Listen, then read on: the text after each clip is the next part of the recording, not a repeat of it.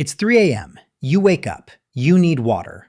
The kitchen is maybe 20 steps away, but the light switch is across the room, and everything between you and it is black. And here's the strange part. You're a grown adult. You know your house is safe.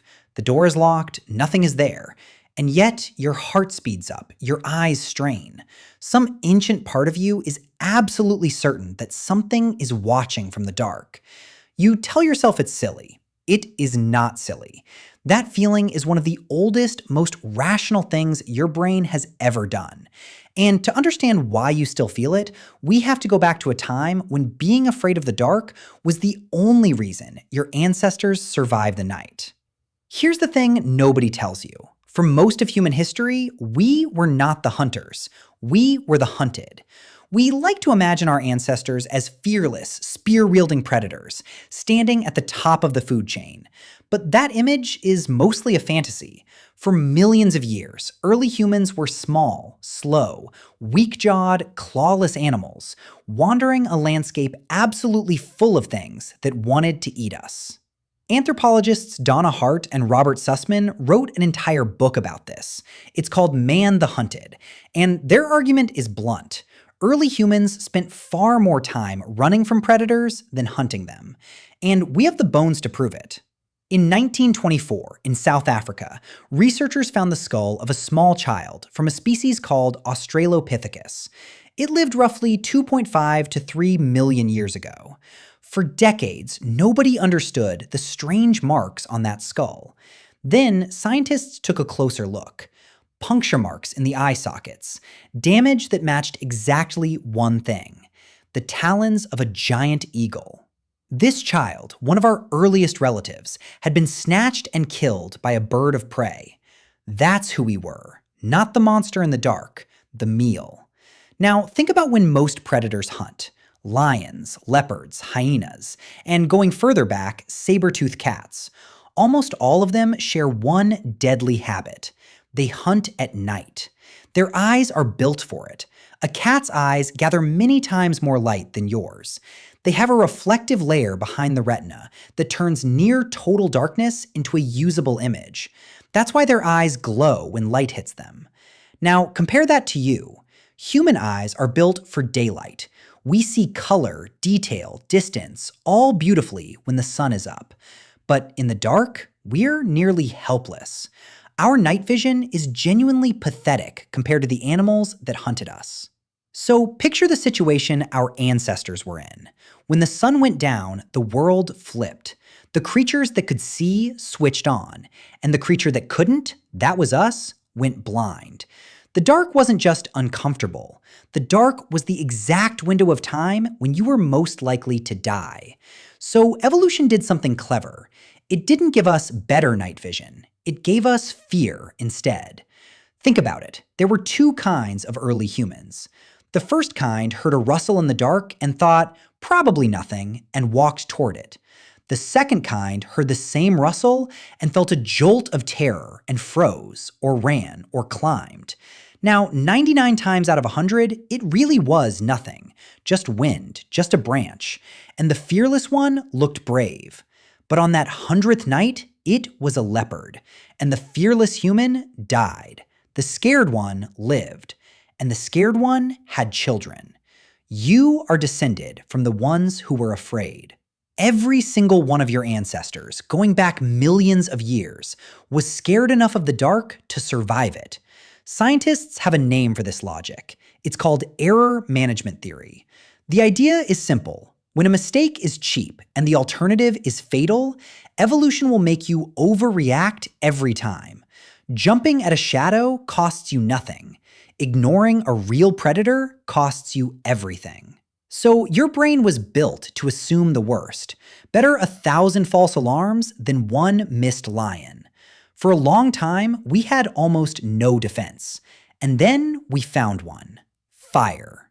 The oldest solid evidence of humans controlling fire comes from a place called Wonderwork Cave in South Africa, dating back roughly 1 million years. Burnt bone, plant ash, a deliberate, contained fire deep inside a cave. And fire changed everything, because fire did something no human could do alone. It pushed back the dark. Predators are afraid of flame, so for the first time, our ancestors had a circle of light, a boundary. Inside the fire's glow, you were safe. Outside it, in the black, the eyes were still watching. And I want you to sit with that image because it explains so much about you. Humans gathering around a fire at night, staring into the flames, feeling safe, while the darkness pressed in from all sides. We did that for hundreds of thousands of years. That is not a habit. That is programming. It's why a campfire still feels comforting in a way you can't quite explain. It's the oldest safety you know. But fire wasn't enough on its own, because someone had to stay awake to keep it burning. And this is where it gets fascinating.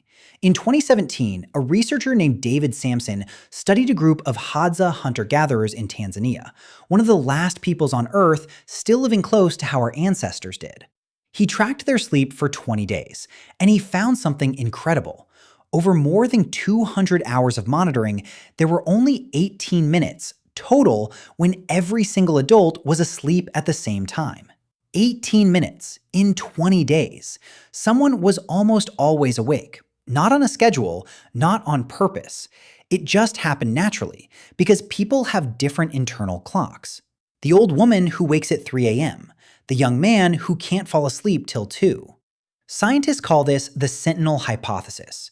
Your group survived the night because your bodies were quietly staggered, so there was always a pair of eyes open, always a watchman by the fire.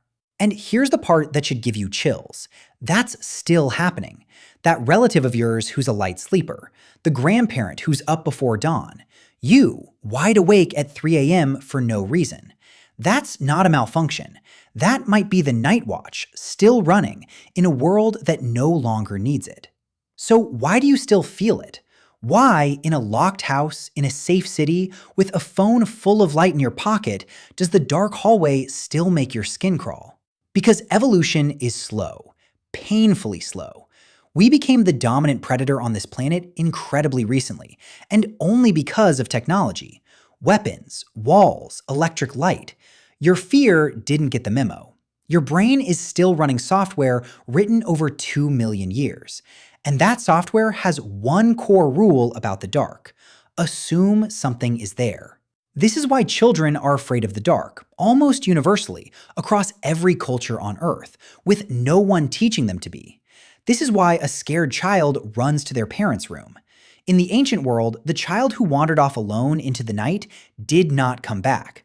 The child who stayed close to the adults survived. That instinct is not learned. It's inherited. And it's why horror movies work on you every time. Why do we fear the dark basement, the shape in the doorway, the thing just outside the light? Because filmmakers aren't inventing that fear.